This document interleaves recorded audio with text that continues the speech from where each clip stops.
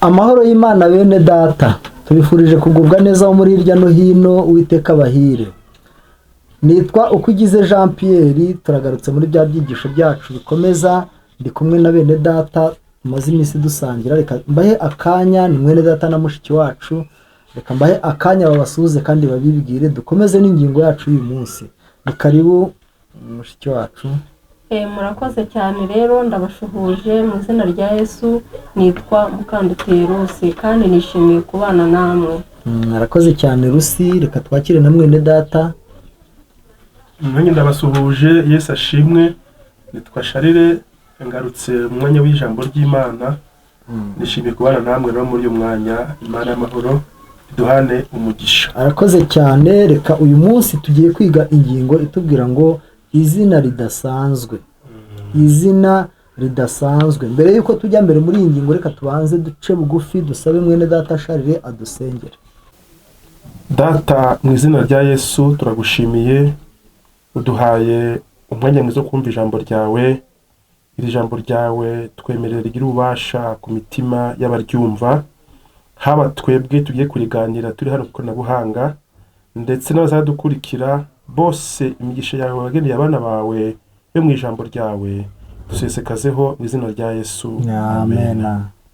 Urakoze cyane. Izina ridasanzwe, reka dusabe Rusi atwibutse ingingo y'ejo mu ncamake. Ni iki yatubwiraga kugira ngo tubone kujya kuri iyi ngingo itubwira ngo izina ridasanzwe? Karibu Rusi. Murakoze cyane. Ejo twize ingingo yo kuwa kabiri yatubwiraga ngo itegeko rishya birakomeje. Aha rero hatugaragarizaga uburyo itegeko rishya ari uko Yesu yatubwiye ngo mbahaye itegeko rishya, mukundane nk'uko nabakunze. Kandi uhereye kera kose nta muntu wakunze undi ngo amupfire, ariko Yesu Kristo yaradukunze aranadupfira. Rero uru rukundo rurarenze mu by'ukuri. Rero tugomba gukunda nk'uko yadukunze, nta buryarya, nta hirya nta hino, kuko ari wowe watubereye icyitegererezo. Yego, urakoze cyane. kandi twabonye ko tutabyishoboza, ahubwo burya ngo tugomba kureka kuguma muri Kristo kugira ngo tubashe kubishobora. Turakomeje rero n'ingingo yacu ivuga ngo izina ridasanzwe. Reka twongere n'ubundi dusabe Rusi aturebere muri Yohana ibice 15 umurongo wa 15 ndetse n'uwa 14. Ubwo arasubira inyuma gatoya, umurongo wa 14 n'uwa 15. Noneho mu kibazo kitubaza ngo ni irihe zina Yesu yise abayoboke be bindahemuka, kandi ni ukubera iki? Murakoze cyane. Iri somo ryo muri Yohana 15 umurongo wa 15 haratubwira harya hati sinkibita abagaragu kuko umugaragu atazi ibyo shebuja akora, ahubwo mbise inshuti kuko ibyo numvise kuri data byose bibamenyesheje. Arakoze cyane. Sinkibita abagaragu ahubwo muri inshuti. Inshuti ni izina rishya cyangwa se izina ridasanzwe. Hano bavuze izina ridasanzwe. Ntimurakira abagaragu, mbere mwari abagaragu, ariko ubu sinkibita abagaragu ahubwo mwitwa inshuti. Izina ridasanzwe. Reka dusabe mwene data Sharire agira icyo avuga kuri aya magambo. Ni karibu. Icyo ndi buvuge ndagisoma mu gitabo cyitwa Ibihamya by'itorero ku muzingo wa 4 kuri paji yaho y'188. Haranditse ngo Kristo aravuga ati buri inshuti zanjye nimukora ibyo mbategeka.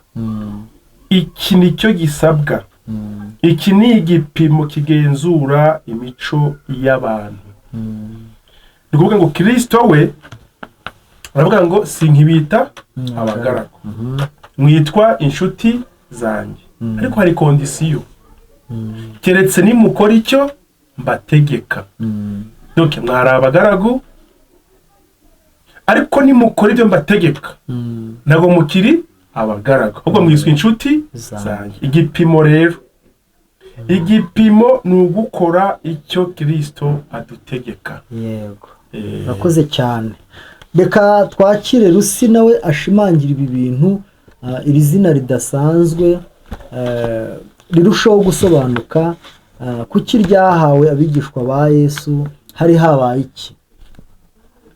Murakoze cyane. Mu by'ukuri ikintu cyo kwitwa inshuti ukava mu bugaragu ukaba inshuti. Inshuti magara, inshuti yawe mu by'ukuri nta kintu wayihisha, inguni zawe zose iba hazi, nta hantu wahishahisha inshuti. Kuba Yesu rero aduha izina rishya akatwita inshuti ni izina rirenze mu by'ukuri. Inshuti magara ni ikintu kirenze. Umugaragu wamuhisha, nta umugaragu burya amenya duke natwe arebesheje amaso, ariko inshuti y'Imana ni ikintu kirenze mu mutima. Rero noneho ni ukuvuga ngo tuba turi umwe na Yesu 100%. Yego rwose, icyo akora ntacyo yaduhisha muri make, kuko inshuti ntacyo wayihisha. Muri inshuti zanjye nimukora ibyo mbategeka. Kuba bakora ibyo abategeka ni ikimenyetso cy'uko ari inshuti ze, nicyo kibahesha. Urakoze cyane.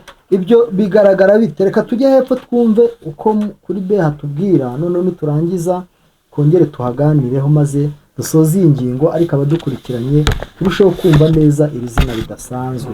Ni uwuhe mugambi watumye Yesu aduhitamo, kandi ni izihe nshingano ziherekeza ayo mahirwe?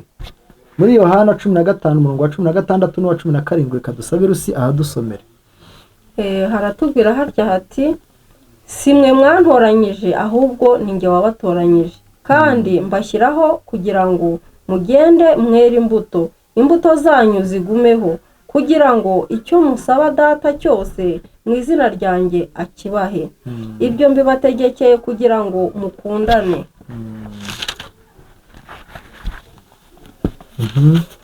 Ku murongo wa 17 ni nuko rivuga, ibyo mbibategekeye kugira ngo mukundane. Urakoze cyane rwose.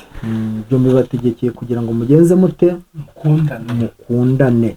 Reka twakire mwene Data Sharire yongere ashimangire neza iri zina ridasanzwe.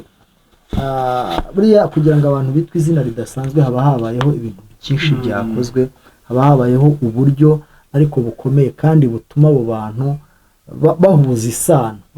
Karibu rero gira icyo uwongera kubivugaho, unadusomera n'aya magambo ari hepfo mu gitabo cyitwa Imigani ya Kristo. Imigani ya Kristo ni kuri page ya 381 ndetse no kuri page ikurikiraho. Handitse ngo umukiza wacu yatugaragarije urukundo rudashobora kungana n'urw'abantu. Urukundo Yesu yatugaragarije ntabwo ushobora kungana n'urw'inyoko muntu aribo batwebwe, rurarenze. Igihe twari intere kandi turi gusamba, yatugiriye impuhwe, ntiyigeze akikira ngo yigendere anyuze ku rundi ruhande, maze ngo adusige tudafite gifasha kandi twihebye ngo turimbuke. Ntiyigeze aguma mu rugo rwe rwera kandi runezerewe, aho yakundwaga n'ingabo zose zo mu ijuru. Yabonye uburyo twari dukennye cyane, yita ku kibazo cyacu, nuko ahuza inyungu ze n'iz'abantu. Yapfuye kugira ngo akize abanzi be. Yasenze asabira abamwishe, yabwiye abayoboke be yerekeza ku rugero rwe bwite agira ati, ibyo mbibategekeye kugira ngo mukundane nk'uko nabakunze. Yego. Urakoze cyane. N'aya magambo yasome, aya magambo ari hepfo gato yasome, maze duhe umwanya Rusi agire icyo ayatubwiraho. N'ubundi ni kuri cya gitabo cy'Imigani ya Kristo, ariko kuri page ya 383. Handitse ngo dushobora kuvuga ko turi abayoboke ba Kristo. Dushobora kubivuga. Dushobora kuvuga ko twizera buri kuri kose ko mu ijambo ry'Imana. Ariko ibyo ntacyo bizamarira abagenzi bacu, keretse gusa kwizera kwacu ni kugaragarira mu mibereho yacu ya buri munsi. Ibyo nibyo byafasha agakiza ku bandi. Muri iki gihe cyacu turabikora dute? Rusi ni karibu, kuko dukeneye natwe, hari umugabane munini w'abantu bakeneye kuba inshuti za Yesu. Turabikora dute? Karibu Rusi udufashe kugira ngo dusoze iyi ngingo, ariko abadukurikiye bumve neza iri zina ridasanzwe.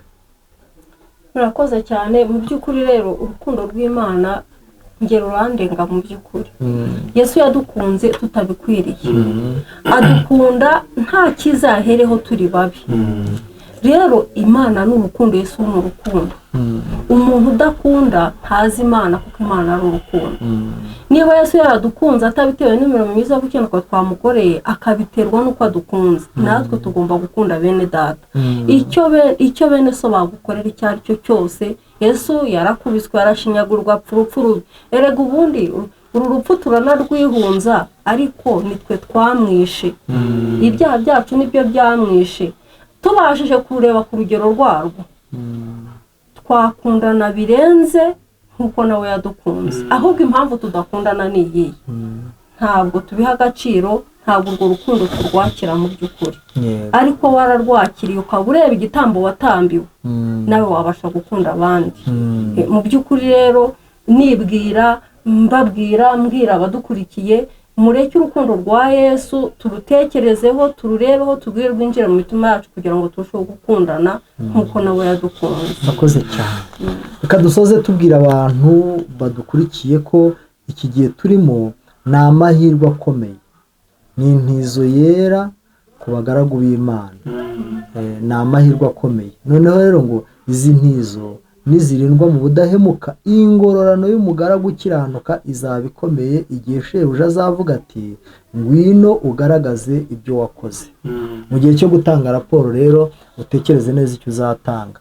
Mu gihe cyo kuza gushakwaho imbuto utekereze neza imbuto usangwaho, kugira ngo ukomeze ubu uruzabibu rwishimirwa na nyirarwo. Ni ahacu kubitekerezaho, kandi tugafata igihe cyacu tukabiha akanya bikaba mu mibereho yacu. Rero nibyo twifuriza abadukurikiye, kandi ni nabyo dusabira bene data mwadufashije muri studio, kugira ngo dusobanukirwe neza izina ridasanzwe. Dukeneye kugira izina ridasanzwe, ntabwo dukeneye guhora turi inyuma, ahubwo dukeneye ko izina ryacu rizamurwa, nk'uko Yesu yavuze ngo intama zanjye ndazizi, tukamenywa na databuja, tukamenywa n'umwungeri wacu. Nibyo tubifuriza mwese mu izina rya Yesu. Amen. Amen.